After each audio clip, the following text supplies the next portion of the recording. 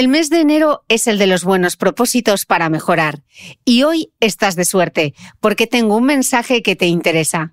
Gracias a la web lacajasaludable.es de Única, recibirás cada semana un pedido con 6 kilos de las mejores hortalizas, frutas de temporada y frutas subtropicales, como el aguacate de origen nacional, directamente en tu casa por solo 15,45 euros. Además, contribuirás a la economía social porque todas las hortalizas y frutas proceden de cooperativas españolas. Así, se garantiza la calidad del producto, la cercanía y casi sin impacto ambiental, porque el envío, además de ser gratuito, se envasa en cajas de cartón reutilizables y en muchas ciudades la última milla se realiza en vehículos eléctricos. Haz tu pedido en www.lacajasaludable.es. No solo comerás más sano, además ayudarás a la continuidad de este podcast. A mitad de este episodio te explico cómo puedes conseguir un descuento.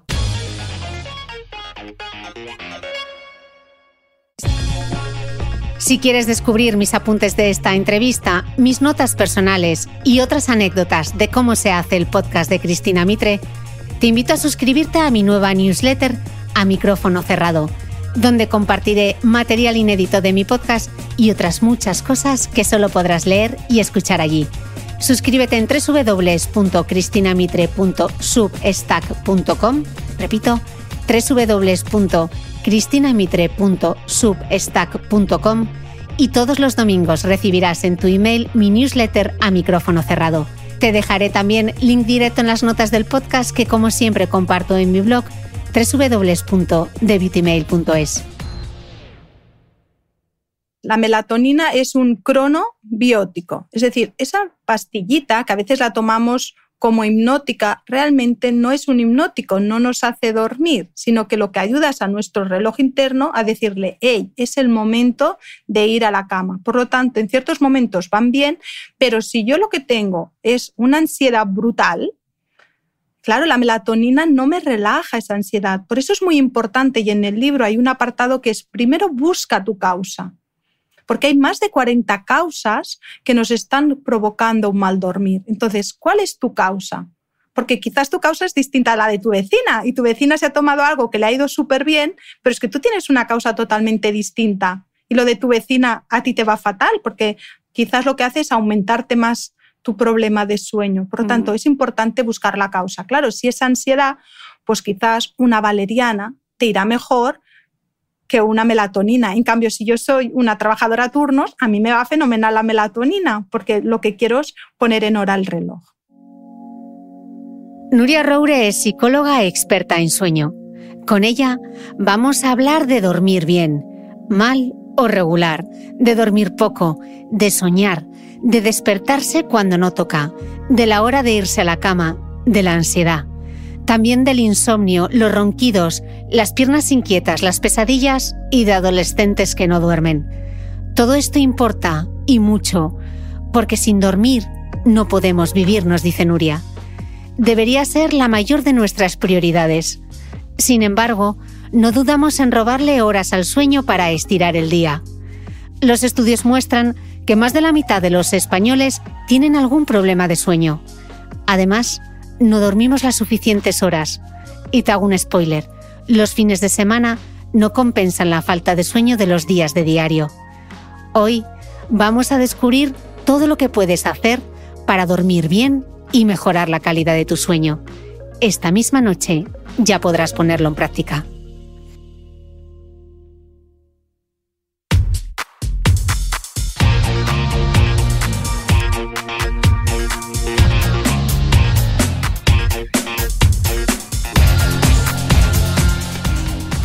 Hola, soy Cristina Mitre, periodista y autora del blog de Beauty Mail. Bienvenido a este nuevo episodio de mi podcast, un espacio semanal en el que entrevisto a grandes expertos de la salud y el bienestar para que aprendamos juntos a vivir mejor.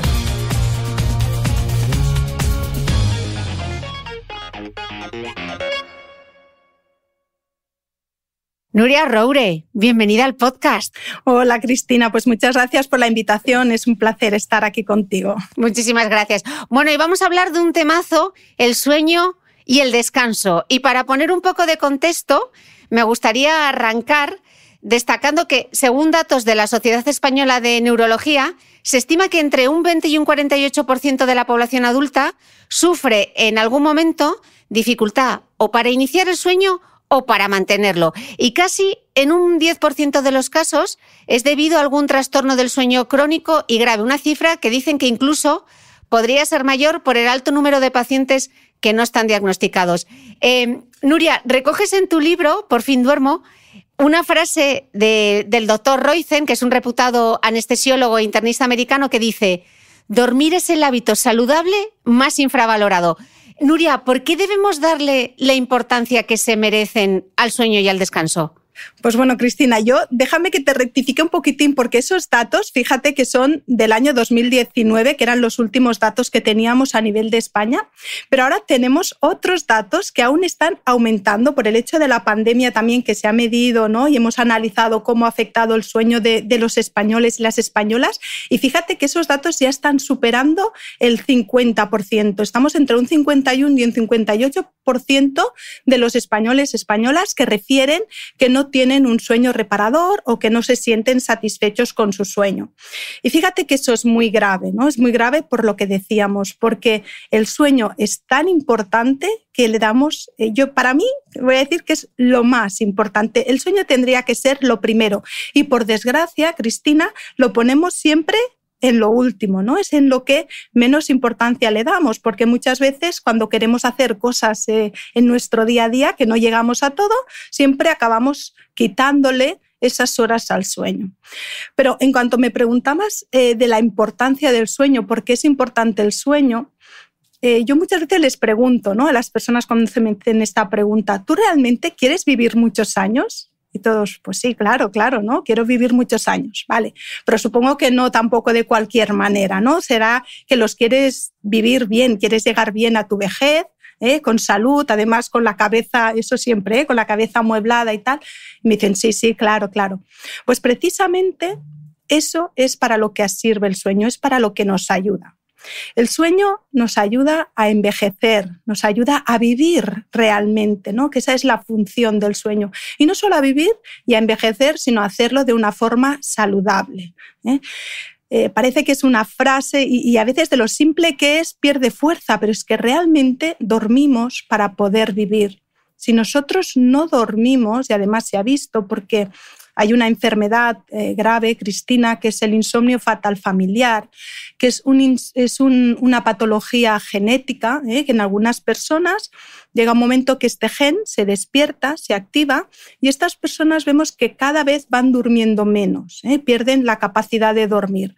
Pues bien, eso, por desgracia, pues en los investigadores nos ha ayudado mucho a saber qué ocurre en estas personas, porque no podemos hacer estudios así, ¿no? Entonces, lo que se ha visto es que poquito a poquito sus sistemas, sus órganos del cuerpo van fallando, y cuando llegan 11 días sin dormir, esas personas mueren.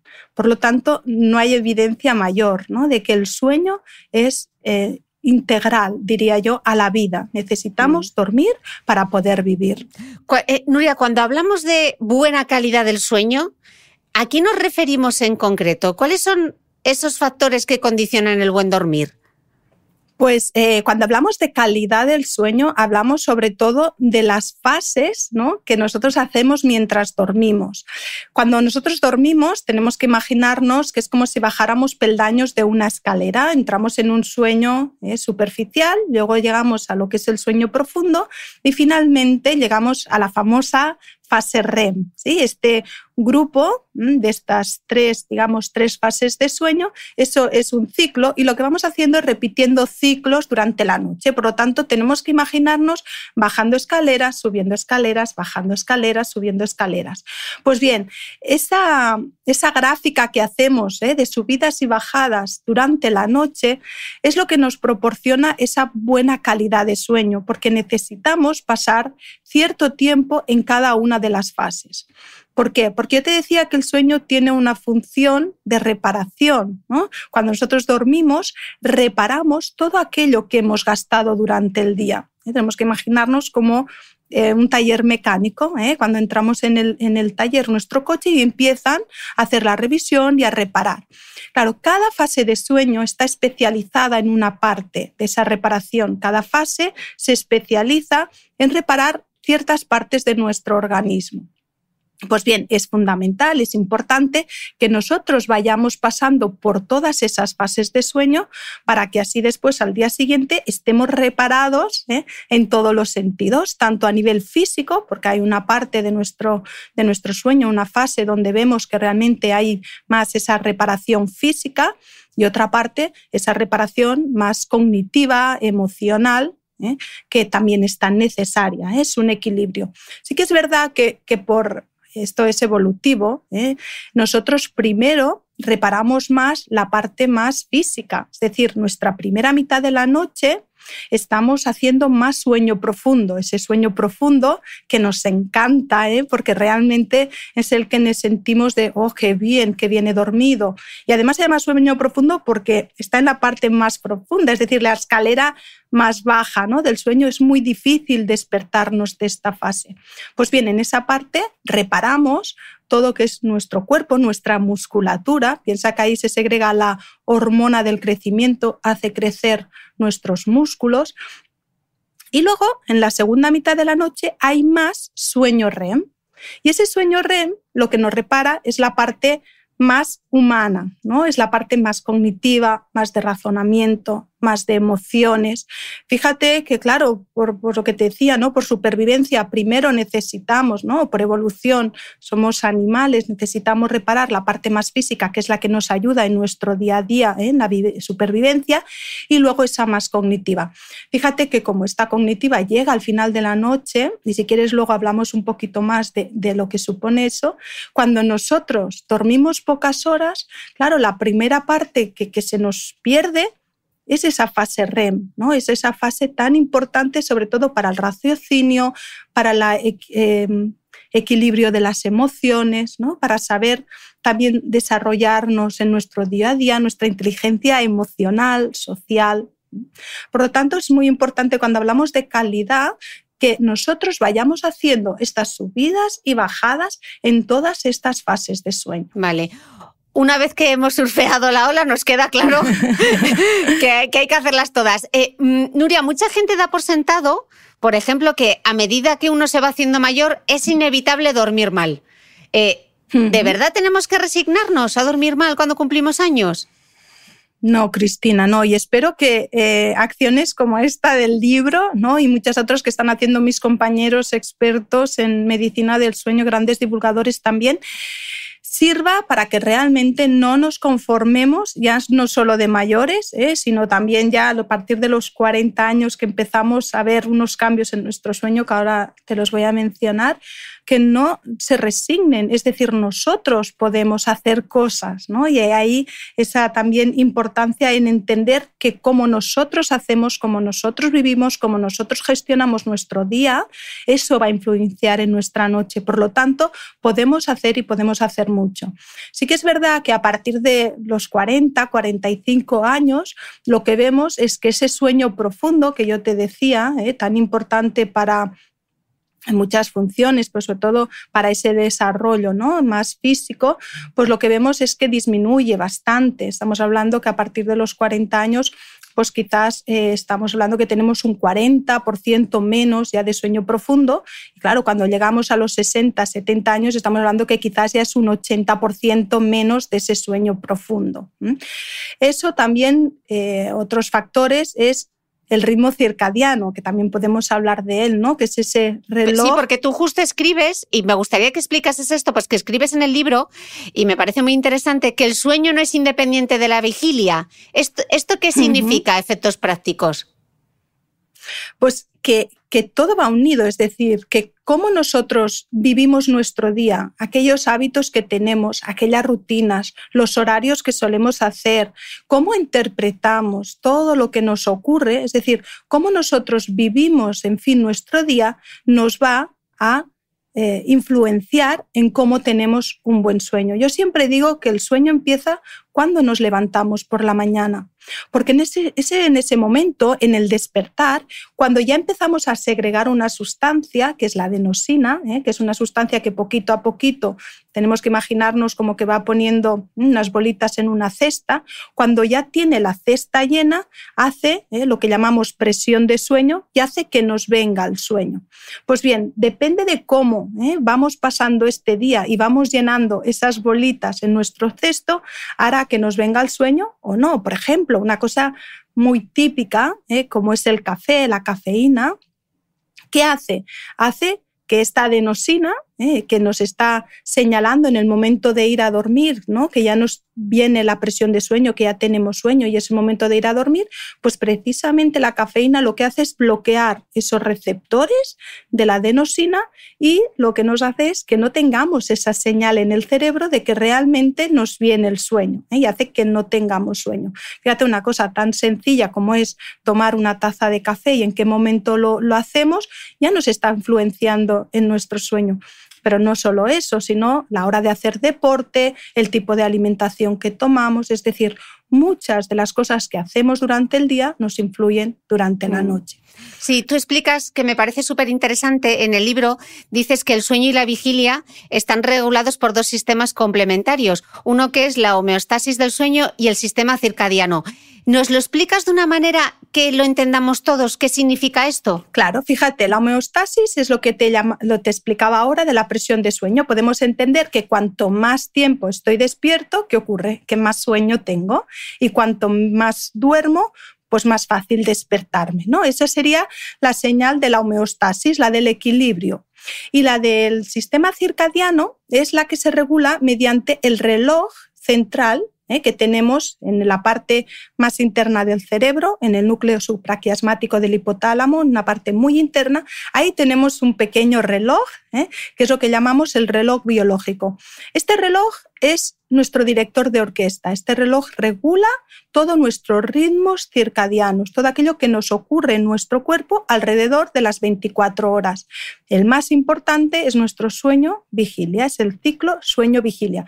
Pues bien, hay un momento en que la homeostasis del sueño ya vemos que empieza a hacer presión de sueño y además nuestro ritmo circadiano ya empieza a decirnos, y ese ritmo circadiano sobre todo viene regulado por la luz, que es muy importante, la luz natural, la luz del sol.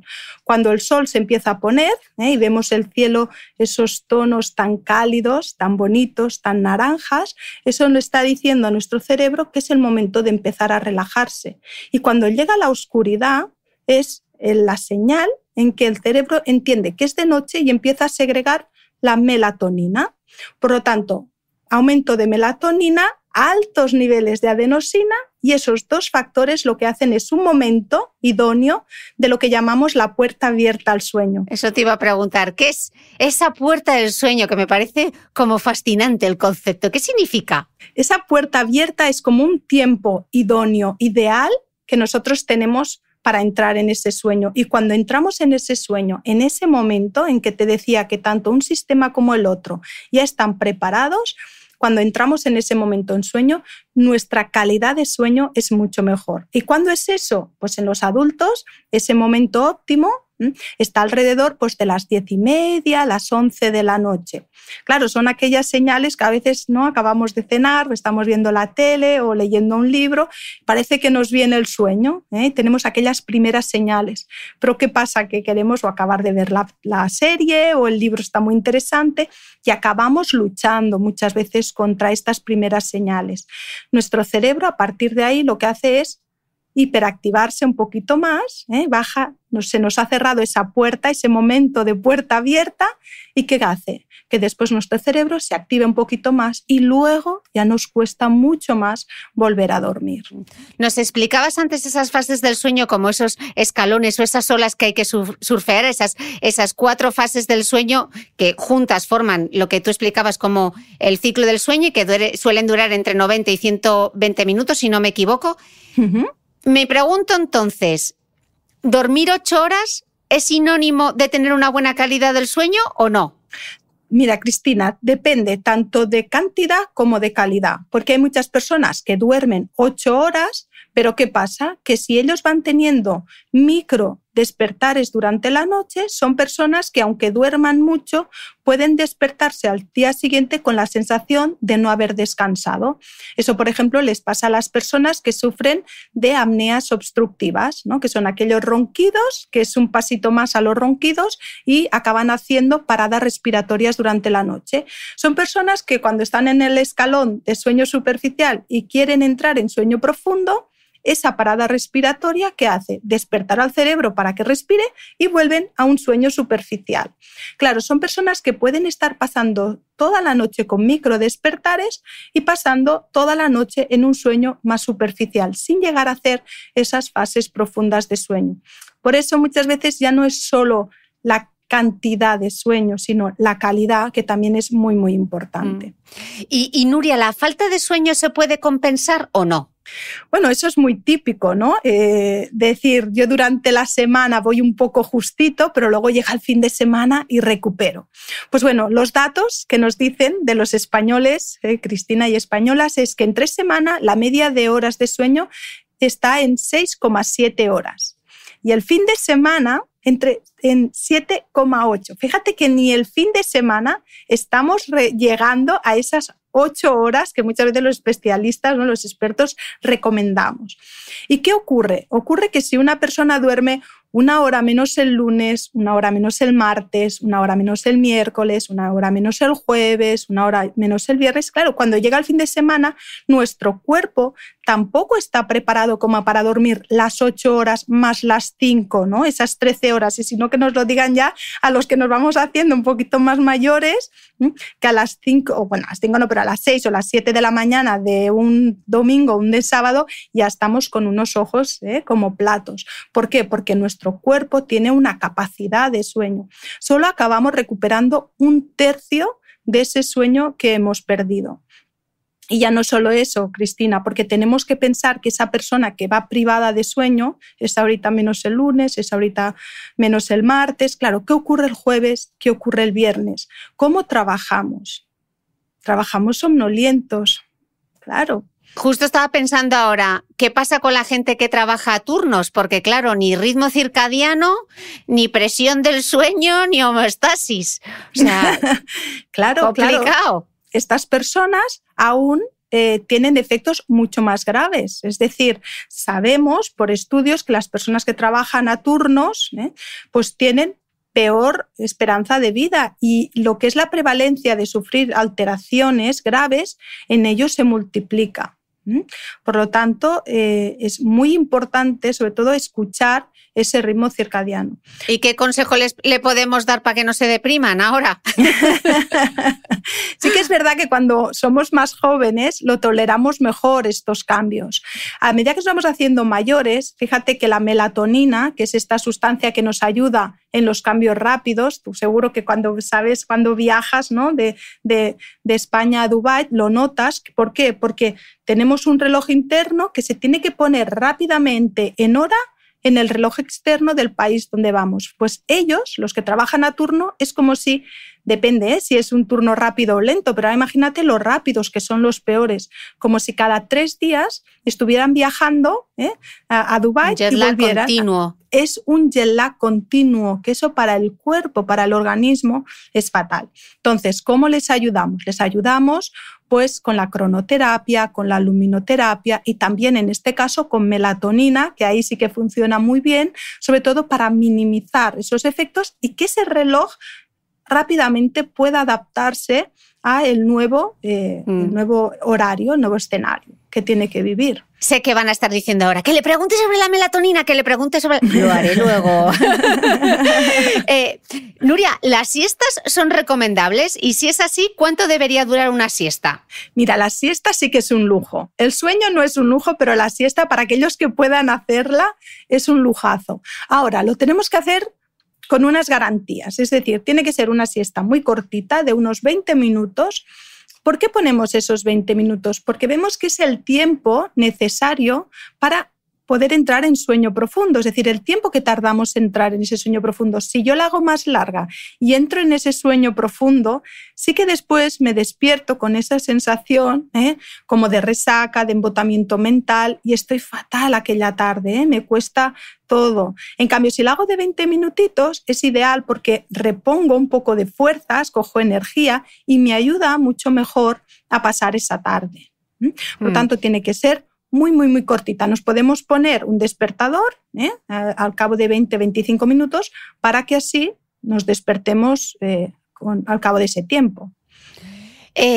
Claro, saber realmente si uno está durmiendo lo suficiente o con la calidad suficiente, si ha entrado todas las fases, si ha estado el tiempo suficiente en cada una de las fases, es complicado. Entonces, Nuria, ¿hay alguna pista o pistas que puedan hacernos pensar, quizá no estoy descansando tanto como debería? Pues sí, nos podemos hacer 3 preguntas, entre 3-4 preguntas. La primera es, ¿cómo me despierto por la mañana? Si me despierto con energía, con ganas de hacer cosas, descansada, muy buena señal. Si no, La segunda es cómo yo estoy durante el día. Como te decía, estoy somnoliento, me cuesta hacer las cosas, tengo pequeños despistes, me falla la memoria, estoy un poco apático o me estoy volviendo un poco irritable. Sí, aquellas cosas que nos pueden decir durante el día que quizás no he descansado bien. También cómo llego a mi noche, si me faltan las pilas, si a las 7, a las 8 de la tarde estoy que ya no puedo más, que todo lo que tengo que hacer en ese momento, que si tengo que la cena, los niños y tal, se me hace todo una bola, vigilamos. Y después también cómo estoy de salud, cómo estoy físicamente, estoy con una salud que está acorde a mi edad, es decir, o soy una persona joven que ya empiezo a tener un poco de hipertensión, un poco de colesterol, estoy con sobrepeso, tengo más falta de memoria que lo típico de mi edad. Eso también es otro síntoma importante, que quizás no estamos descansando lo suficiente o no estamos descansando bien. Y Nuria, ¿por qué hay gente que son alondras y otras que son búhos? ¿Qué son los cronotipos y de qué depende? Yo, por ejemplo, soy incapaz de mantenerme despierta por la noche, pero a las 4:30 me puedo levantar con una energía y sin ningún tipo de problema. ¿De qué depende eso? ¿Es genético?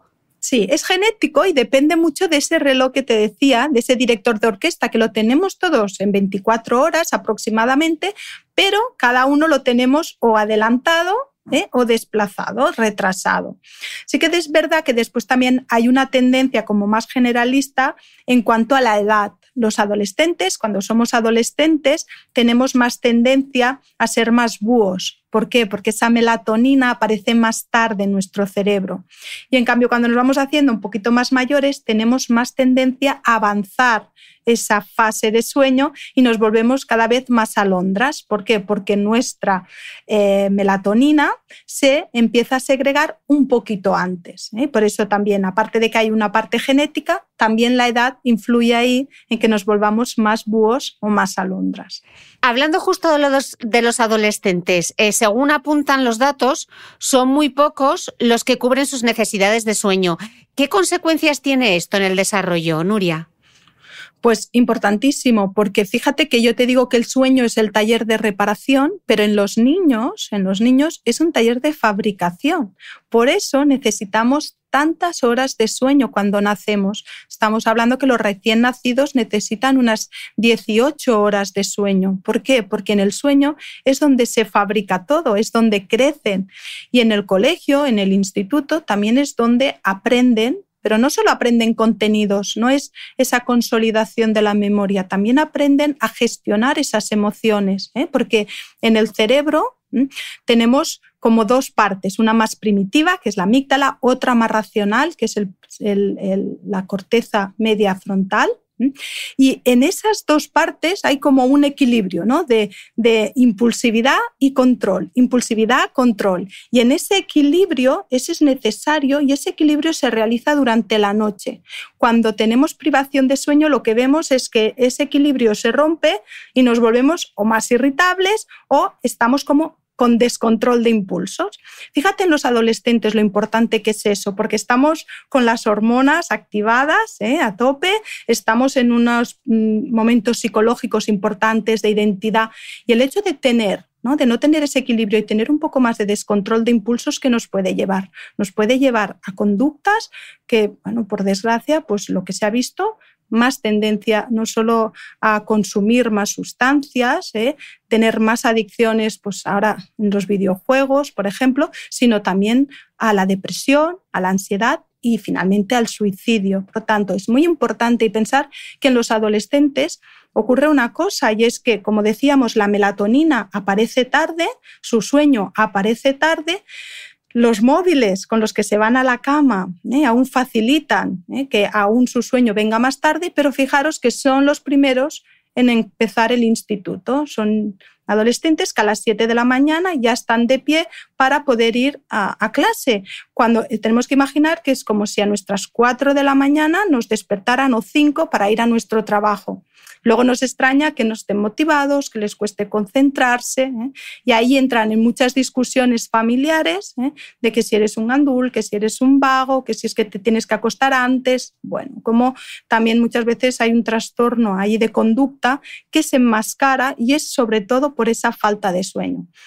Lo podemos también, Cristina, que no se asusten, que también lo que hacemos en estos casos de retraso de fase es ayudar a ese reloj también a ponerse en hora y les ayudamos a que haya un poquito ese avance de fase y que les venga el sueño antes.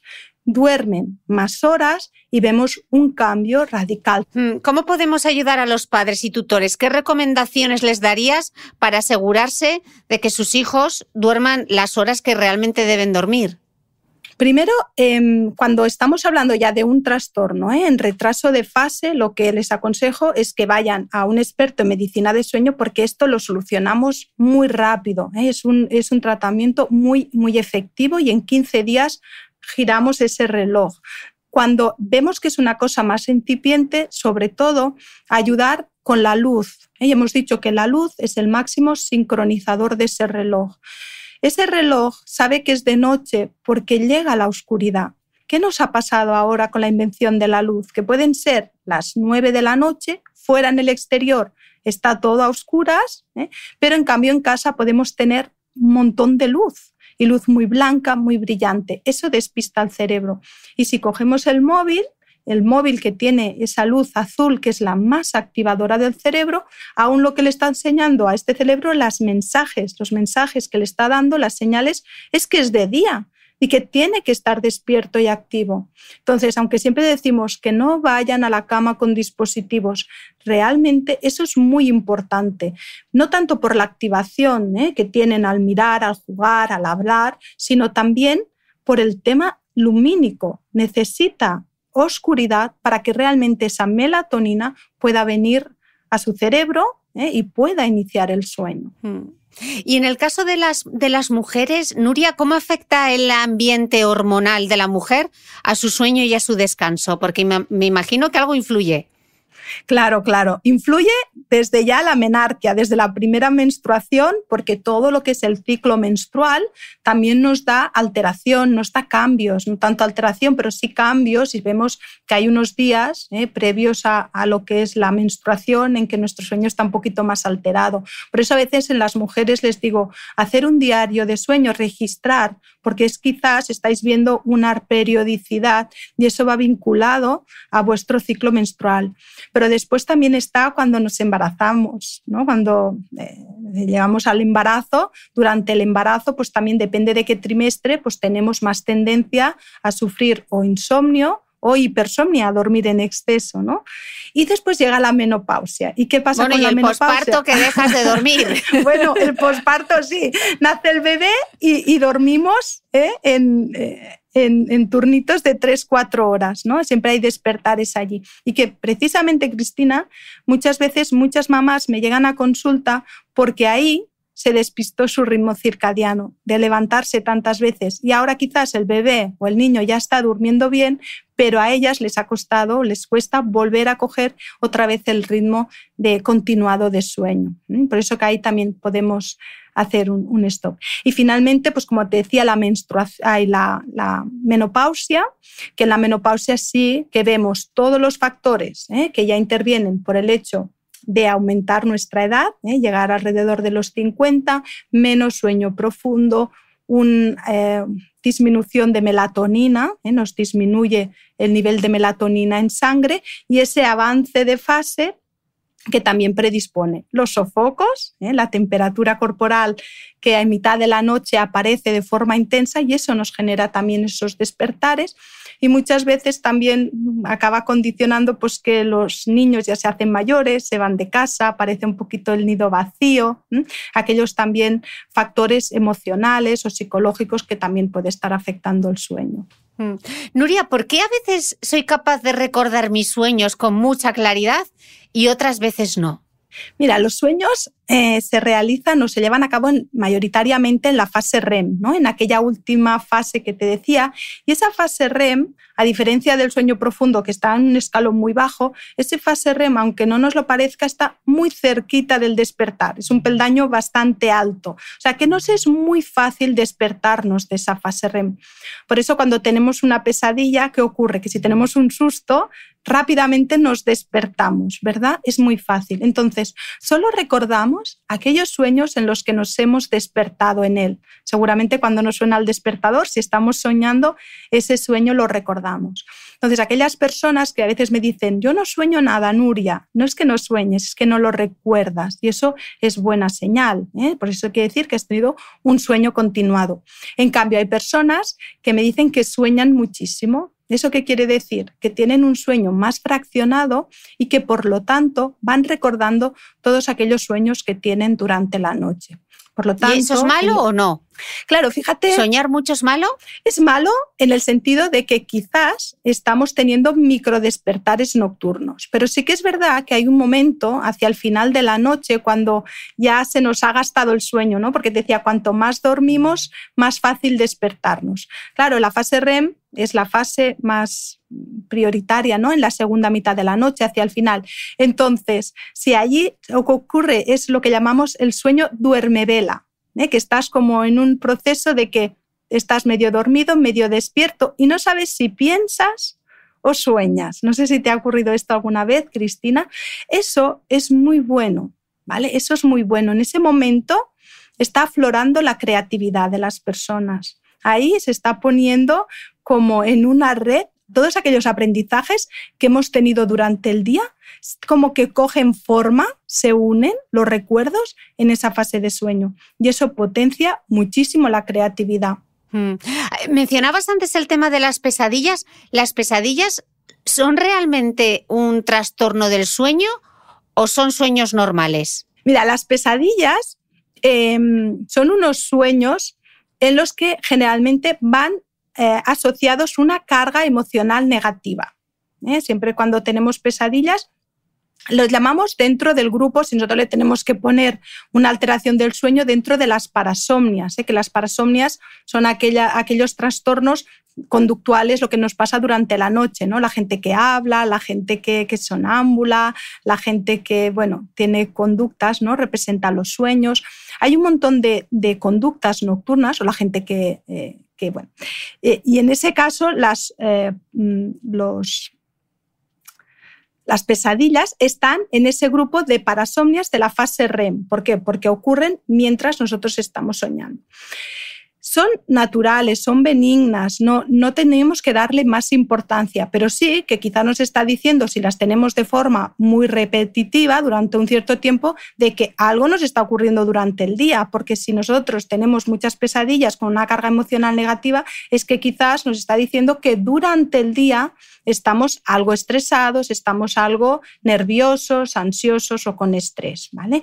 Cuando tenemos una situación agradable en nuestro día, cuando estamos viviendo un momento muy bonito, cuando tenemos los bebés, cuando nos enamoramos, generalmente tenemos sueños muy bonitos. Cuando estamos estresados, cuando estamos preocupados por algo, generalmente nuestros sueños tienen esa carga emocional más negativa y tenemos más tendencia a sufrir esas pesadillas. ¿Y el significado de los sueños o eso es algo esotérico? O sea, ¿realmente lo que soñamos tiene un significado? Como te decía, en esa fase REM en donde soñamos, también nosotros interpretamos todo aquello que nos ha tocado vivir. Es como que pasamos de nuestra memoria, digamos, más inmediata, que está en una parte interna del cerebro, en el hipocampo, cuando dormimos y soñamos, la pasamos a la parte más, en la corteza, ¿no? En la parte más extrema. Entonces allí es como si se empezara a hacer todo un trabajo de lo que me ha pasado durante el día, lo que he aprendido, lo que eso me ha significado, la emoción que me ha generado. De allí es como una amalgama que al final acabamos generando un recuerdo y una consolidación de la memoria que muchas veces no tiene nada que ver con la realidad, que luego ya hablaremos que no todo lo que recordamos al final tiene que ver con nuestra realidad. Y por eso muchas veces acabamos soñando cosas que nos han ocurrido durante el día, pero que son un poco abstractas. Y acabamos mezclando lugares con gentes que no se conocen y cosas que dices, madre mía, ¿cómo he soñado esto? Pero si lo pensamos, habrá como pequeños estimulitos que han tenido algo que ver en nuestro día, un pensamiento, una noticia, una cara. Y eso al final lo que hace es unirse entre todo y deja salir esa creatividad que es al final la que va a coger y va a almacenar esos recuerdos. Una pequeña pausa y volvemos. ¿Sin tiempo para ir a comprar fruta y verdura? La web lacajasaludable.es de Única te lo pone fácil. Directamente de la huerta a tu casa. Todas las hortalizas y frutas son frescas porque proceden de cooperativas españolas y llegan a tu casa en una caja de cartón reutilizable, reduciendo al máximo el uso de plásticos. Además de su caja clásica, con una selección de las mejores hortalizas, frutas de temporada y frutas subtropicales del sur de España, hay diferentes opciones de cajas dependiendo de tus gustos, como la caja snack para organizar aperitivos saludables, la de cítricos eco, la que viene con una selección de tomate gourmet, todo un catálogo de diferentes opciones, tamaños y precios para que encuentres tu caja ideal. A tu primer pedido desde 9,75 € en www.lacajasaludable.es. El envío es gratuito y se puede pagar con Bizum. Además, con el código MITRE10 te aplican un descuento del 10% durante todo el mes de enero. Promoción disponible solo en las cajas sin suscripción. Gracias a La Caja Saludable por apoyar las buenas historias. Ya los hemos adelantado un poco porque lo has estado contando ahora, pero me gustaría que desgranásemos cuáles son los trastornos del sueño más comunes. Más allá del insomnio, todos esos otros que el insomnio le vamos a dedicar un buen rato. Vale, aparte del insomnio, el otro también más frecuente, que es como digamos la otra gran burbuja, es lo que llamamos la apnea obstructiva del sueño, que también hemos hablado antes, que es aquellas personas que sufren ronquido y después del ronquido sufre esas apneas, que son esas paradas respiratorias durante la noche, que lo que ocurre, fíjate que es muy grave, es una patología muy grave. A veces vemos un roncador y nos reímos y decimos, ostras, mira qué bien duerme. Y es todo lo contrario. Esas personas durante la noche van teniendo pequeñas paradas respiratorias que ¿qué hace? Hace que el nivel de oxígeno, cuando se cierra el cuello, se queda en parada respiratoria y el oxígeno empieza a bajar. Empieza a bajar. Claro, el corazón, que bombea de una forma rítmica y es el encargado de enviar ese oxígeno en el cuerpo, cuando se da cuenta de que no hay ese oxígeno, pues late más poquito a poco porque no tiene tanto, ¿no?, que bombear. Y cuando el cerebro se da cuenta que dice, oye, Nuria, que nos estamos ahogando, que nos estamos muriendo aquí, ¿qué hace? Porque el cerebro es muy inteligente, no deja que nadie se muera de la apnea. Lo que hace es un micro despertar. Acaba despertando a esa persona. Cuando la persona se despierta, vuelve a coger tono muscular, fuerza en el cuello y vuelve a respirar con normalidad. Hasta que se vuelve a dormir, ese músculo del cuello se vuelve a relajar, empieza a roncar y si se acaba cerrando, vuelve a hacer otra apnea. Claro, fíjate que estamos hablando que en el momento que ese cerebro se despierta y volvemos a respirar con normalidad, el corazón, ¿qué hace? Una taquicardia, porque tiene que restaurar rápidamente esos niveles de oxígeno en sangre. Entonces, tenemos dos problemas. Uno es nuestro corazón, que está trabajando en exceso porque pasa de ritmos lentos, bradicardias, a taquicardias constantemente.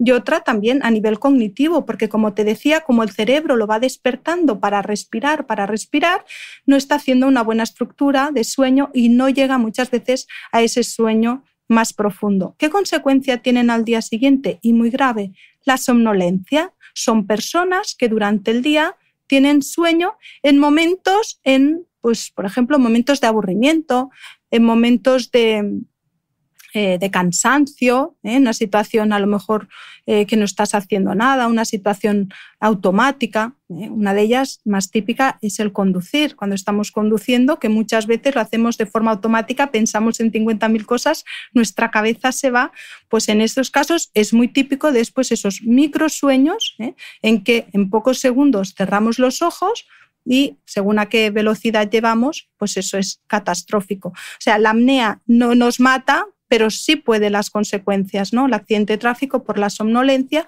o son también muy frecuentes pues ataques al corazón a primera mañana, más ictus cerebrales, por ese aumento de trabajo nocturno del corazón. Entonces entiendo, Nuria, por lo que nos cuentas, que si roncamos o nuestra pareja ronca, hay que consultarlo siempre. Tenemos que mirar si ese ronquido es continuado, si no hay parada, ¿vale? Entonces diríamos que es benigno.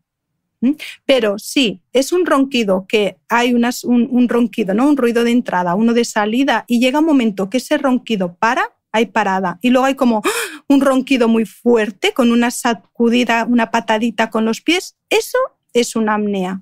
Y si eso lo observamos, sí. Claro, como es muy difícil a veces estar mirando toda la noche, pues podemos mirar, preguntar, ¿no?, a nuestro compañero si ronca, si al día siguiente pues está más somnoliento, si tiene un poquito de hipertensión. La hipertensión arterial ya es uno de esos primeros síntomas que podrían tener.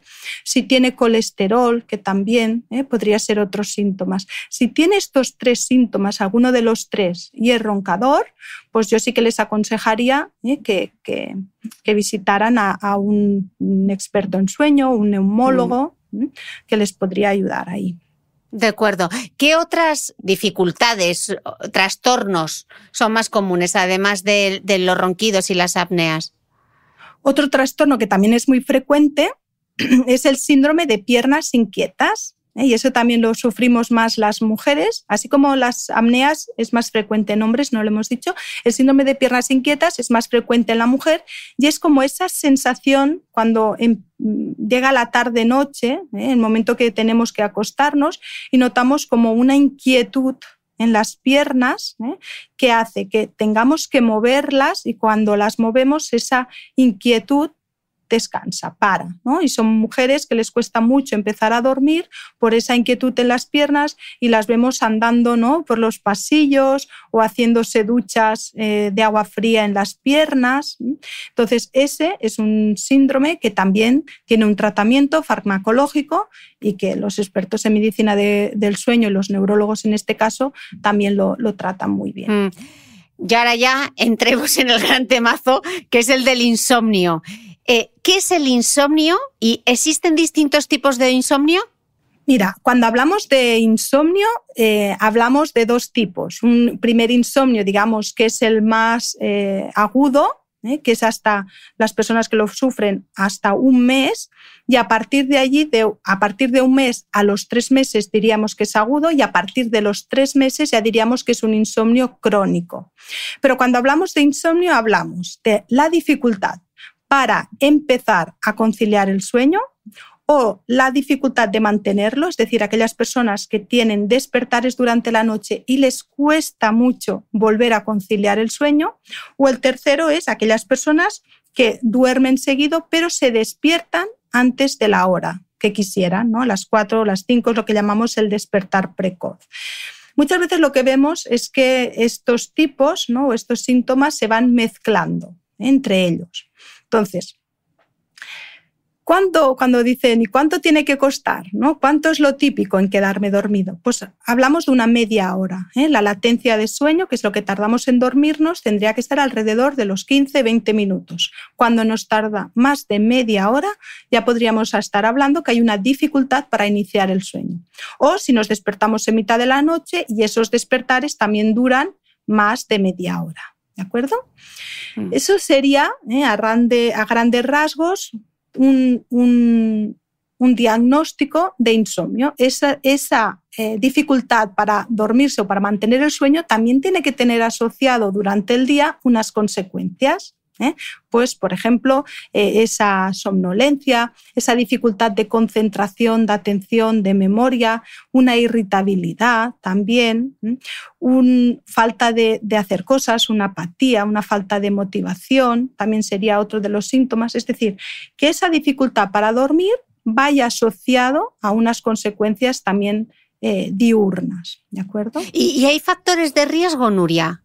Sí, hay factores de riesgo. Por ejemplo, ser mujer tiene más prevalencia, hacerse mayor también aumenta más la prevalencia, una base genética, es decir, que nuestros padres o el padre o la madre también haya sufrido de insomnio también tiene más prevalencia, y luego la manera de ser, ¿no? Que parece que le olvidamos un poquitín, pero hay una manera de ser, una manera de afrontar el día que también tiene más prevalencia, y son aquellas personas que tienen tendencia a preocuparse en exceso de las cosas. Son personas muy responsables, exigentes, que les gusta que todo vaya bien, se preocupan por muchas cosas y muchas veces se preocupan más por los demás que por ellos mismos, y con ese exceso de preocupación, fíjate que la palabra ya lo dice, preocuparse, se ocupan antes de que venga, ¿no? Y es como anticipar la ansiedad, y la gente que tienen alrededor les dicen, oye, ¿por qué sufres por eso si aún no ha llegado? Pero no lo pueden evitar. Es una manera de ser. Pues esa manera de ser, que seguramente también se parece o al padre o a la madre que también sufrían un poquito de insomnio, pues va asociado a que también haya más prevalencia y les cueste más o conciliar o mantener el sueño. Luego hablaremos sobre la gestión también de la ansiedad y del estrés, que está muy relacionado con el sueño, y de la rumiación, que es ese lavadora continua que no nos deja desconectar. Nuria, las asociaciones médicas solo aconsejan los hipnóticos y las benzodiazepinas para el insomnio durante 3 meses. ¿Tú crees que realmente estamos haciendo un buen uso de estos medicamentos? ¿Qué es lo que ves tú? No, Cristina, estamos en un abuso total de los medicamentos hipnóticos y sedantes. Fíjate que en los datos hay un dato muy importante, y es que en los últimos 8 años se ha aumentado un 10% ese aumento, ¿no? Un 10% de ese consumo de hipnóticos sedantes. Pues solo en estos 2 últimos años que llevamos, tan desastrosos, ya se ha aumentado otro 10%. Fíjate, ¿por qué ocurre, Cristina? Porque realmente la gente que sufre insomnio, la gente que no duerme bien por la noche, es que se lo pasa fatal. Fatal. A veces hablamos de la noche en blanco y yo digo, no es una noche en blanco, es una noche en negro, porque es una noche terrorífica. Es que realmente se lo pasan muy mal. Entonces, claro, esas personas buscan algo rápido que les saque de esa situación desesperante. Entonces, la medicación, los fármacos, no es que sean ni buenos ni malos, sino que están bien recetados en cierto momento, o mal recetados o no recetados. Es decir, los fármacos, siempre y cuando haya un diagnóstico previo, haya un facultativo que lo recete y con un control, pues quizás en ciertos momentos es adecuado. Y siempre después de haber probado otras técnicas. Sí que es verdad que hay momentos muy desesperantes, Cristina, que nuestra ansiedad, nuestro estado de ánimo está muy alterado, y en ese caso sí que tenemos que recurrir a la medicación como primera opción. Pero siempre prescrito por un facultativo y no porque me ha dicho no sé quién que esto es fenomenal para dormir. Claro, eso pasa claro. También. Sí, es que eso ocurre. Claro, luego también hay mucha suplementación, hay muchísimos remedios. Se habla mucho de la melatonina, incluso del cannabidiol, el CBD. Melatonina, cannabidiol, ¿tú qué opinas? Fíjate, de la melatonina, que ya lo hemos hablado antes, la melatonina es un cronobiótico. Es decir, esa pastillita que a veces la tomamos como hipnótica, realmente no es un hipnótico, no nos hace dormir, sino que lo que ayuda es a nuestro reloj interno a decirle, hey, es el momento de ir a la cama. Por lo tanto, en ciertos momentos van bien, pero si yo lo que tengo es una ansiedad brutal, claro, la melatonina no me relaja esa ansiedad. Por eso es muy importante, y en el libro hay un apartado que es, primero busca tu causa, porque hay más de 40 causas que nos están provocando un mal dormir. Entonces, ¿cuál es tu causa? porque quizás tu causa es distinta a la de tu vecina y tu vecina se ha tomado algo que le ha ido súper bien, pero es que tú tienes una causa totalmente distinta y lo de tu vecina a ti te va fatal porque quizás lo que hace es aumentarte más tu problema de sueño. Por lo tanto, es importante buscar la causa. Claro, si es ansiedad, pues quizás una valeriana te irá mejor que una melatonina. En cambio, si yo soy una trabajadora a turnos, a mí me va fenomenal la melatonina porque lo que quiero es poner en hora el reloj. Con el cannabiol, pues sí que ahora pues hay muchos estudios y parece que según qué cepa puede ayudar a relajarnos y a dormir y descansar mejor, vigilando siempre la dosis porque con dosis elevada se pierde esa efectividad, pero sí que algunos estudios demuestran, y por eso tenemos que cogerlo un poquito así, que inhibe o disminuye la fase REM. ¿Vale? La fase REM que decíamos que es tan importante sobre todo para aquella concentración, atención, memoria al día siguiente. Sobre todo es aquella fase de los trabajadores, de los que requieren mucho esfuerzo cognitivo en su trabajo. Por lo tanto, también siempre cogido en pinzas. Si podemos utilizar primero otras técnicas, es que hay muchas en el libro, no sé si hay más de 30 cosas a hacer, es decir, probemos otras cosas antes de suplementarnos, porque a veces sí, pues a veces si hacemos análisis y vemos que hay un aumento de cortisol o hay una bajada de serotonina, pues siempre acabamos suplementando aquello que vemos, pero suplementar sin saber si hay una falta de esa sustancia, hombre, pues no sé, antes de tomar triptófano, pues mira tu alimentación, porque el triptófano ya lo cogemos de la alimentación, vayamos siempre primero a lo natural, ¿no? Pero siempre queremos como la opción rápida, ¿no? Estamos en un mundo de lo quiero ya y lo quiero rápido y algo que me sirva. El efecto flash. Nuria, ¿qué son los factores perpetuantes del insomnio? Mira, los perpetuantes, digamos que hay como 3 factores, los que predisponen, los precipitantes, que son aquellos de, pues por ejemplo, los que predisponen ser mujer, tener esa manera de ser, pero bueno, podemos dormir bien. Pero si llega un factor que lo predispone como una situación de estrés, ya lo tenemos. O por ejemplo, como hablábamos antes, el nacimiento de nuestros hijos. ¿Qué pasa? Que luego hay unos que son los perpetuantes, los que los perpetúan, los mantienen.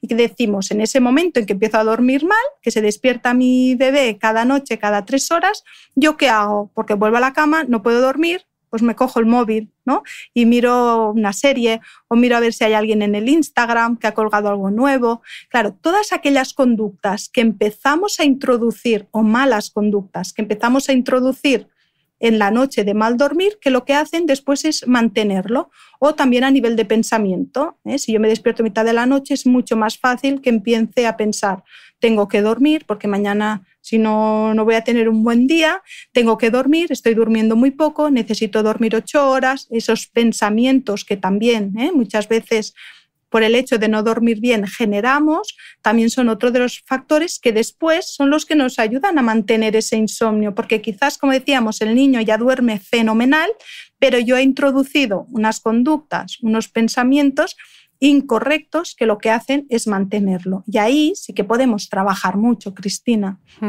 Y Nuria, ¿qué pasa cuando lo que a mí más me estresa, el factor más estresante, es justamente el hecho de que no puedo dormir? Exacto. Eso es, digamos, ya la fase final del insomnio. Aquellas personas que ya, cuando llega la tarde-noche, ya se empiezan a preocupar de decir, ostras, a ver cómo duermo hoy. Fíjate que ya estamos prestando mucha atención a nuestro sueño, ¿no? O me pongo en la cama y voy mirando el reloj cada 15 horas a ver si me duermo. Acabamos focalizando la atención al sueño, cuando el sueño tiene que venir de forma automática, natural. El sueño no quiere que se le controle. El sueño no quiere que se le fuerce. Cuanto más pienso, tengo que dormir, tengo que dormir, tengo que dormir, ¿qué ocurre? Que ese sueño menos aparece, ¿vale? Por lo tanto, dejar, ¿no? de prestar esa atención al sueño y sobre todo centrarlo más en mi día. Si yo soy capaz de disfrutar mi día, centrar mi día, buscar objetivos, cosas que me dan placer en el día, voy a quitarle esa importancia a la noche, porque además son aquellas personas que se despiertan en mitad de la noche y lo primero que hacen es mirar el reloj, empezar a calcular cuánto llevo, cuánto me falta, me falta no sé cuánto, ¿no? Y cuando se levantan por la mañana, llega a hacer el café con la mujer, la pareja o el marido y le dice, ostras, es que no he podido dormir en toda la noche. Ya verás qué mal lo pasaré hoy. Llega al trabajo y con los compañeros del trabajo, el típico que siempre da la murga con el sueño y nos cuenta cómo ha dormido, cuánto ha dormido. ¿Por qué? Porque su vida al final gira alrededor del sueño. Y eso ya es el factor que más les estresa. El mismo sueño no les deja dormir. Estoy segura que si hiciese ahora una encuesta, 99,9% de quienes nos están escuchando se despiertan en algún momento o han tenido etapas en las que tenían como despertares nocturnos. ¿Qué hago si por la razón que sea, porque estoy rumiando o porque me he metido en la cama con ansiedad o porque me he levantado a hacer pis o lo que sea?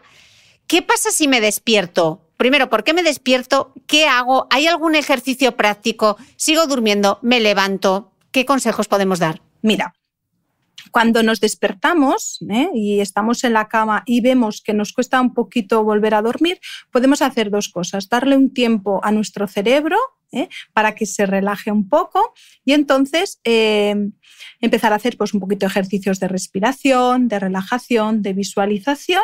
Pero ¿qué pasa, Cristina? Si yo veo que con eso no sirve, que ya me empiezo a dar vueltas para la derecha, para la izquierda, pim, pam, lo que tengo que hacer sí o sí es salir de la cama, cambiar de entorno, salir. Y me dirás, ¿y qué hago, Nuria? ¿Y qué hago? Nada. Ir al sofá, ir a un sillón, algo donde puedas relajarte y descansar, porque claro, mucha gente me dice, Nuria, pero es que en la cama al menos descanso. La cama no es para descansar, la cama es para dormir. Y ese es el mensaje que le tenemos que dar a nuestro cerebro. La cama es para dormir, no para descansar. Entonces nos vamos al sofá, nos quedamos allí, y le decimos tranquilamente a nuestro cerebro que no pasa nada por no dormir bien una noche. Quitémosle presión al sueño. No pasa nada, vamos a estar allí tranquilos, relajados, esperando que venga el sueño. Esperaremos un ratito, tampoco es plan de estar toda la noche en el sofá, esperaremos un ratito, unos minutos y volveremos a la cama. Y eso lo haremos tantas veces como haga falta. Yo ya sé que cuando es invierno, hace frío, nos da una paliza salir de la cama, pero fijaros que esto es más efectivo que cualquier pastilla. Y doy fe porque tengo muchos pacientes y cuando me vuelven a consulta y digo, ¿cómo va? Dice, uy, aún sigo con los despertares. Les pregunto, ¿has salido de la cama? Bueno, sal de la cama. A la que vuelven y me dicen, ostras, Nuria, te hice caso, salí de la cama y ya mucho mejor con mi sueño. Y el segundo, que también es tan efectivo como la pastilla y sin efectos secundarios, es no mirar el reloj. No miremos el reloj. Cuando yo me despierto para ir al baño, para escuchar a mi bebé a ver si está durmiendo bien, por lo que sea, ¿para qué quiero saber qué hora es? Mira, Cristina, una persona que duerme bien, como yo, por ejemplo, me despierto a las 3 de la madrugada, miro el reloj y ¿qué pienso? ¡Ay, qué bien! Que me quedan aún 4 horitas, ¿no? Esa sensación tan agradable, tan bonita, quizás oxitocina en mi cerebro. Y con esa sensación tan bonita me giro y seguramente volveré a dormir. Pero ¿qué ocurre a una persona que duerme mal? Se despierta a las 3, fíjate, son las mismas 3, pero mira el reloj y ¿qué hace? ¡Ah! Mira, ya se me han puesto los pelos como escarchas, ¿no? Solo son las 3. Empiezan a calcular lo que llevan dormido, lo que les falta y ahora ya no me voy a dormir. Fíjate que ya tienen esa tendencia de ya no me dormiré, ahora me costará dormirme. Claro, empiezan en esa rumiación, en esos pensamientos negativos, mensajes negativos. Henry Ford decía, tanto si piensas que lo conseguirás como si no, tienes razón. Es decir, lo que pensamos acabaremos haciendo. Si yo pienso no me voy a dormir, pues seguramente no me voy a dormir. Y además mi nivel de cortisol empieza a subir cuando tendría que estar bajo. Entonces, no miremos el reloj. ¿Qué más da qué hora es? Pongamos el despertador a la hora que yo necesito y ya sonará. Pero, Cristina, tú no sabes la sofisticación de relojes despertadores que hay ahora. Tengo pacientes insomnes que ya no hace falta ni mirar el reloj porque hay una luz que ya le emite la hora en el techo. Y dormidos desde la cama pueden ver la hora que es. Eso es fatal, esa obsesión por el sueño, por el control del sueño. Nada de reloj, ponemos el despertador y ya sonará. Y si me despierto y no ha sonado, tranquilo, no es momento todavía. Y, por ejemplo, que también hay mucha sesión con los dispositivos que nos enseñan cómo ha sido la calidad de nuestro sueño, que lo registran. ¿Eso es positivo o hay que tener cuidado a la hora de manejarlos? Mira, es muy positivo. Fíjate que es como nuestra báscula, ¿no? Es como si me preguntaras, ¿es bueno pesarme cada mañana? Hombre, pues te da una información sobre todo intra, ¿no? De tu propia persona, de decir, pues hoy he dormido mejor que ayer, ¿no? Que hoy he dormido mejor que ayer. Es decir, te da una información, ahí hasta cierto punto. Puede darte una información de que no estás durmiendo bien. Pues bueno, podemos hacer algo, vamos a buscar ayuda, vamos a ver si yo tengo un sobrepeso, cómo me pueden ayudar a perder el peso. Pero a ver, si yo lo que hago es obsesionarme con mi peso y me estoy midiendo cada momento, pues eso ocurre lo mismo con el dispositivo. Si yo no duermo bien y me estoy obsesionando en mirar el sueño y hoy he dormido media hora menos y además me envía la gente mensajes de decir, ostras, ¿cuánto tengo que estar en sueño profundo? ¿Cuánto tengo que estar en fase REM? Porque ahí hay un control excesivo. Ya hemos visto que lo peor para dormir es el control. Por lo tanto, sí, está bien controlarlo, sobre todo para registrarnos nosotros cómo estamos durmiendo y ver si realmente no estamos durmiendo suficiente, poder hacer algo al respecto, pero sin llegar a una obsesión. Una de las cosas que yo he aprendido leyéndote y que es una de las conclusiones que me llevo de tu libro es que tú dices que el sueño empieza a fabricarse por la mañana en cuanto abrimos los ojos. ¿Cómo podemos reducir ese estrés y esa ansiedad, que al final muchas veces ese punto gatillo que luego cuando nos metemos en la cama, claro, hemos estado todo el día ansiosos y esperamos meternos en la cama y que caer en los brazos de Morfeo? Eso exacto, no es así. No. Hay que vigilar nuestro ritmo de vida. Y a veces pensamos, es que es el ritmo de vida, no es la sociedad que me lo impone. No. Es tu responsabilidad. De la misma manera que es tu vida, es tu decisión de cómo quieres vivirla. Y eso es importante que hagamos una reflexión porque es como que no puedo hacer nada, no puedo cambiar porque la sociedad me está obligando a eso. No, perdona. Tú puedes y tú debes, ¿no? Es como una responsabilidad a nivel individual. Entonces, bajamos ese ritmo de vida. El tiempo nos da por lo que nos da. No nos impongamos 20 cosas a hacer en un día, que vas todo el día después con la lengua hacia afuera y llega la noche y has visto que no has hecho ni la mitad. ¿Por qué? Porque al final de tanto no eres nada productivo. Y a veces es mejor focalizar menos, y eso te ayuda a ser más productivo. Ya has hecho aquello importante, no lo urgente, que es otro tema, y llegas por la noche con la sensación de haber hecho lo que tenías que hacer, una sensación de descansada, ¿no? Hacerlo bien. Después también tener una vida ordenada, llevar unos hábitos, ese reloj que te decía, a nuestro cerebro, a nuestro cuerpo, le va muy bien las rutinas. Hagamos unas rutinas en cuanto a la alimentación, al trabajo, unas horas determinadas, en la comida, y hagamos caso a nuestro ritmo circadiano. ¿Cuándo es el mejor momento para hacer deporte?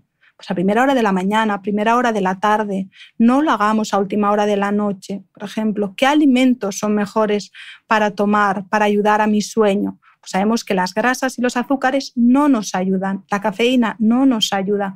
Es decir, todo aquello que nosotros hacemos, aquellos hábitos, aquellas rutinas, y después nuestro pensamiento, ¿no? Porque a veces decimos, ostras, es que claro, lo que me ha pasado. Sí, a ver, en la vida pasan cosas buenas y no tan buenas, ¿no? Pero, perdona, acéptalo. ¿Qué pasa? Que a partir de allí ya... Hay una frase tuya, de hecho, que yo creo que deberíamos imprimir camisetas también, que dices, no es lo que nos toca vivir lo que nos provoca la ansiedad, sino cómo lo interpretamos. Y haces un resumen que yo me lo he puesto directamente en un post-it, que es situación, pensamiento, emoción, conducta. Explícanos este resumen, porque yo creo que teniendo estas 4 palabras en nuestra cabeza, yo creo que nos puede ayudar mucho a la hora de la gestión de la ansiedad. Sí, Cristina, porque fíjate que no es lo que me toca vivir, sino es cómo yo lo percibo. ¿Qué pensamiento yo asocio a esa situación que me ha tocado vivir? Entonces, dependiendo de cómo yo lo interpreto, porque a veces me dicen, Nuria, tengo que dejar el trabajo porque es estresante y es lo que no me deja vivir. Y yo le digo, ¿hay algún compañero tuyo que tenga tu mismo trabajo? Sí. ¿Y cómo lo ves? ¿Cómo lo vive?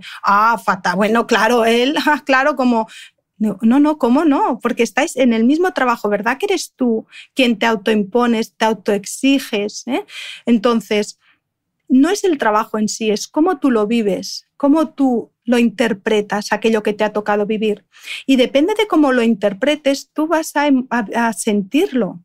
Tú vas a sentirlo. Por ejemplo, el hablar en público, ¿no? Vamos a hacer un ejemplo para que se entienda bien, Cristina, muy sencillito. Viene tu jefe y te dice, mira, Cristina, tú lo estás haciendo muy bien con el podcast, queremos que vayas delante de unos estudiantes en una universidad muy importante para que hables de lo que haces en tu día a día. Ostras, tú puedes pensar, ¡oh, madre mía! Para hablar en público me lo tendré que preparar y además, ¿y si no lo hago bien? Y además allí hay gente importante y yo seguro que no daré la talla, me quedaré en blanco, eso va a fallar mi reputación. Fíjate, la cabeza cómo le podemos dar a esa centrifugadora que decíamos. Claro, si yo pienso eso, ¿qué emoción voy a sentir? Voy a sentir mucha ansiedad, mucho temor, desasosiego. ¿no? Mucho desasosiego. Claro, fíjate que dependiendo de esa situación, luego viene mi conducta. ¿Qué voy a hacer?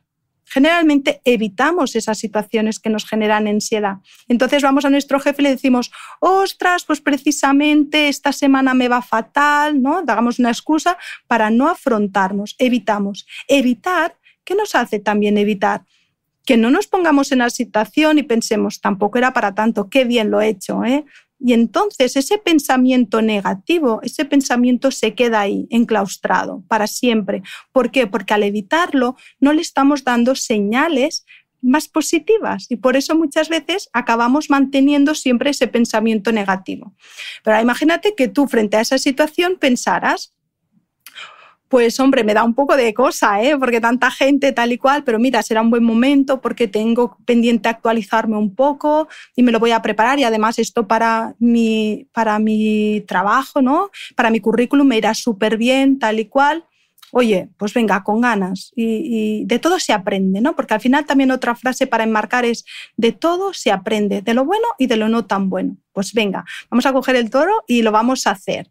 Fíjate que cuando nos exponemos a esa situación, aunque nos dé un poco de ansiedad, un poco de temor, la cosa no ha ido tan mal como preveíamos. ¿Por qué? Porque siempre acabamos anticipando lo peor. Siempre vamos a como que nuestro cuerpo dice, si así ya lo preparo para lo peor. No, estás haciendo sufrir a tu cuerpo frente a una situación que es lo peor, que luego casi nunca acaba pasando, ¿no? El 90%, 95% nunca acaba pasando. O sea, que lo acabas haciendo, lo haces mejor, lo haces muy bien, eso te refuerza. ¿Qué pasa la siguiente vez? Que cuando venga tu jefe y te diga, tendrías que hacer esa charla, ya no te saldrá tanto ese pensamiento negativo porque te has expuesto. Por lo tanto, yo siempre digo, la ansiedad solo se disminuye actuando.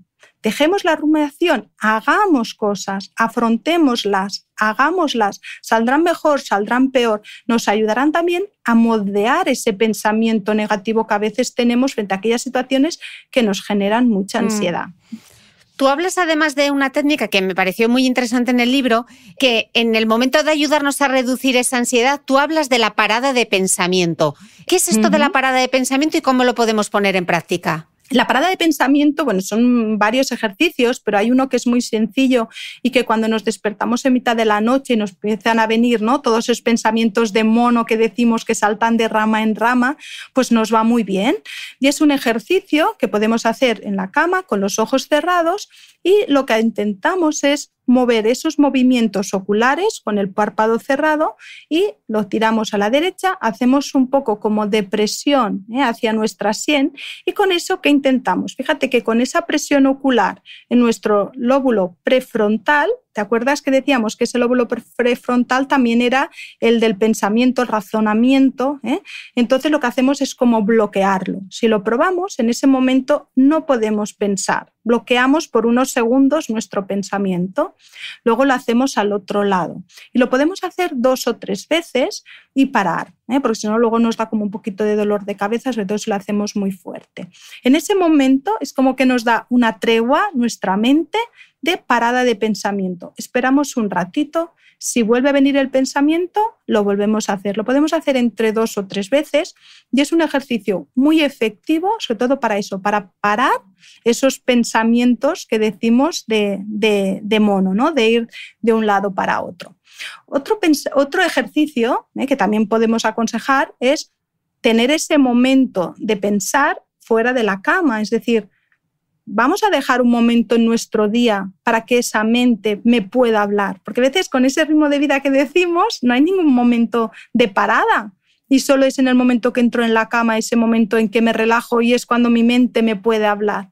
Entonces, antes de ir a la cama, después de cenar, podemos hacer un momento de decir, no hago nada, me relajo, intento no pensar en nada y dejo que fluyan aquí esos pensamientos y los puedo escribir en una libretita y tenerlos allí y así me los saco de mi cabeza, que eso es muy importante, y los dejo allí en la libretita y ya me puedo ir a la cama y también será menos probable que nos aparezcan cuando estemos despiertos en mitad de la noche. Y esa rumiación, que es también ese gran enemigo del sueño, ese centrifugado, ese pensamiento recurrente que viene, tú das como hasta 10 claves en el libro para ponerle un poco freno, de definir qué es lo importante, verificar si podemos controlar esa situación, describirla, distraer nuestra atención. Y yo compartí el otro día en Instagram y me gustaría leerlo, no quiero hacer spoiler del libro, Nuria, pero como lo compartí por Instagram y me preguntaban, porque suele ser una cosa súper habitual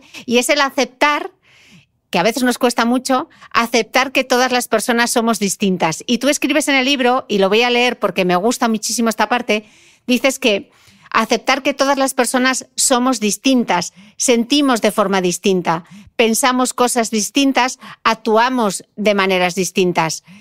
Tenemos tendencia a pensar que las demás personas deberían ser como nosotros, es decir, esperamos que los demás actúen como lo haríamos nosotros, piensen como lo haríamos nosotros y nos traten como lo haríamos nosotros. Pues debemos aceptar que todos vivimos las realidades de forma distinta. Así que no nos decepcionemos cuando las demás no hacen lo que esperamos. ¿Cuánto rumiamos por esto? Porque fulano, porque debería haber hecho, porque tal, porque yo estaba esperando, porque... Y esto es básico, porque ¿cuántos de esos pensamientos no es exactamente esto? Aceptar que todas las personas somos distintas y no podemos estar esperando del resto, ¿no? ¿Cuánto pasa esto? Exacto. Y fíjate que físicamente lo aceptamos. Decimos muchas veces, ¿cuánta gente hay en el mundo, verdad? Y que no hay ninguno igual, todos somos distintos. Físicamente lo tenemos muy aceptado. Pues individualmente, emocionalmente, conductualmente también somos distintos. Porque vivimos las realidades de forma distinta. Es lo que hablábamos, la realidad en sí no existe. La realidad es cómo nosotros la interpretamos. Y todo el mundo, por la situación en la que se encuentra, por los aprendizajes que ha tenido en su infancia, por las cosas que le ha tocado vivir, por cómo las ha afrontado, viven las cosas de forma distinta. Entonces, no esperes que la gente actúe como tú lo harías, ni la gente haga lo que tú harías. Te acabas decepcionando. Entonces, aceptémoslo, cada uno es distinto. Y al final, lo que es muy importante es esa aceptación, porque el problema no lo tiene aquella persona que te ha dicho tal cosa o te ha hecho tal cosa. La tienes tú, porque tú te quedas con los efectos de lo que te ha dicho aquella persona. Y hay que aprender a vivir con eso, porque al final no podemos hacer nada, no la podemos cambiar a esa persona y está en nuestro deber en cómo yo lo manejo mejor para que no me afecte tanto, ¿no? Ahí es donde está el trabajo. Gran aprendizaje. Nuria, tenemos que cerrar ya, pero para despedir, yo me gustaría que dejases tú las 2 ideas claves para cerrar hoy, con 2 ideas que quieres que la gente se quede de esta charla de 1:15 que llevamos ya. Mira, Cristina, yo creo que también la idea que quiero transmitir es como mi para qué, ¿no? Para qué, cuando a veces pienso, ¿para qué haces esto, Nuria? ¿Cuál es tu misión? Mira, el mundo, y esa frase también me gustaría que quedara aquí, ¿no? El mundo va a crecer, va a avanzar con personas despiertas. Si no somos una sociedad que escucha nuestro cuerpo, ¿no? En nuestra mente, si no somos una sociedad que le demos importancia a lo que realmente es importante, como es el sueño, no vamos a avanzar, porque con los somnolientos que estamos todo el día, no estamos dando lo mejor de nosotros. En nuestro trabajo, en nuestra relación con los demás, con nuestra responsabilidad que hemos venido aquí a este mundo. Por ejemplo, una idea clarísima que quiero transmitir es: no durmamos somnolientos, vivamos despiertos para poder sacar lo mejor de nosotros, porque somos personas muy capaces, pero necesitamos esa gasolina. Es como decir, tengo un iPhone, ¿no? Que yo soy un iPhone, soy potente, soy muy bueno, pero no lo estoy cargando, ¿no? ¿Qué hago con un móvil así tan potente si no lo cargo? No me sirve, no lo estoy utilizando al 100%. Carguemos las pilas cada noche, ¿no? Tengamos ese power, a tope de power, como dice Cristina, y ese power nos lo da en primera instancia el sueño, porque el sueño es el que lo dirige después todo, ¿no? El sueño es lo primero. Y si dormimos bien, estamos descansados, estamos despiertos, esas personas con mente despierta son las que después también podrán cambiar el mundo, Cristina. Mentes despiertas para cambiar el mundo, no vivamos somnolientos. Escuchantes, menudo aprendizaje hoy. Nuria, muchísimas gracias por tu tiempo. Ha sido un verdadero placer charlar contigo y espero coincidir pronto. Cuídate mucho. Muchas gracias, Cristina. El placer es mío.